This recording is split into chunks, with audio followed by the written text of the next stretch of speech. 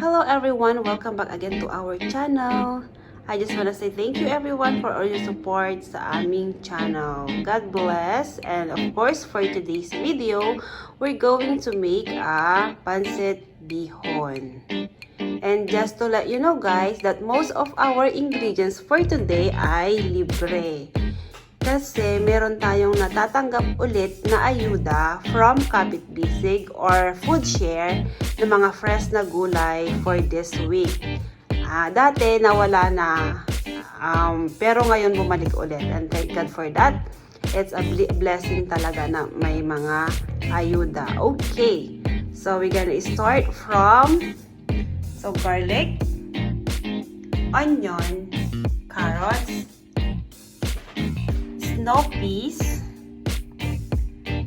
bell pepper, cabbage, and of course, ito kasi meron ako dito na chicken.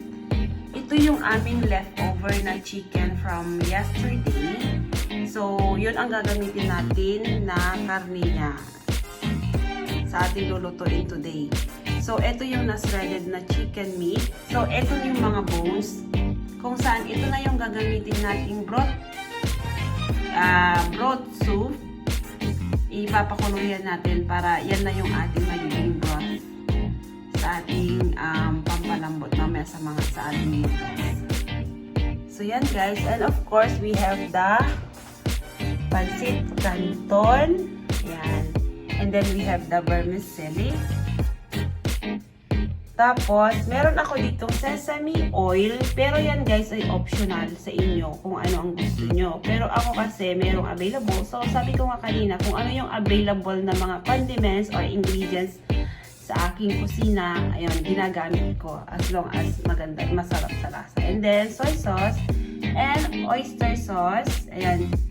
Chicken powder, depende na rin yan sa inyo guys kung gusto nyo gumamit ulit ng chicken powder or magic sarap. Yan nilagay ko kasi sa container, tinanggal ko na sa lalagyan para mas madaling makakuha. So, yan ay magic sarap. So, yan din guys ay optional din sa inyo. Ayan, chicken powder optional din sa inyo. Sesame oil is optional din. So, ang ating pinaka-pampalasa is yung dato puti, soy sauce ang gagamitin ko. And then yung oyster sauce. So, and then ang panggisa ko is ay butter. Pero depende rin sa inyo guys. Pwede rin naman yung diba, regular oil.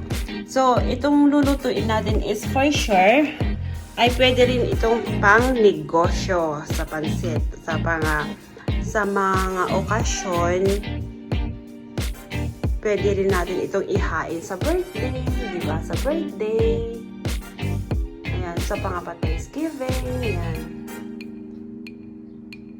So, itong ating mga kailangan for today. So, kagaya ng sinabi ko kanina guys, whatever available sa kusina ko na lalo na madali na siyang masira or mga leftover, yun ang aking mga ginagamit muna na lulutuin. So, yan. So, yan lang guys ang ating gagamitin. So, let's go and start cooking. Ipapakita ko sa inyo kung paano ko siya lulutuin. Let's go guys. Thank you.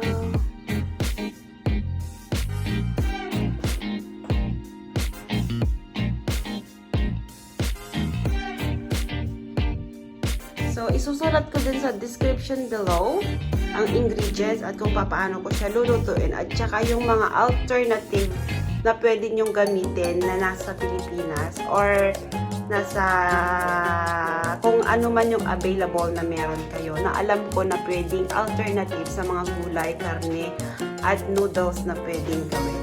Okay? So, let's go and start.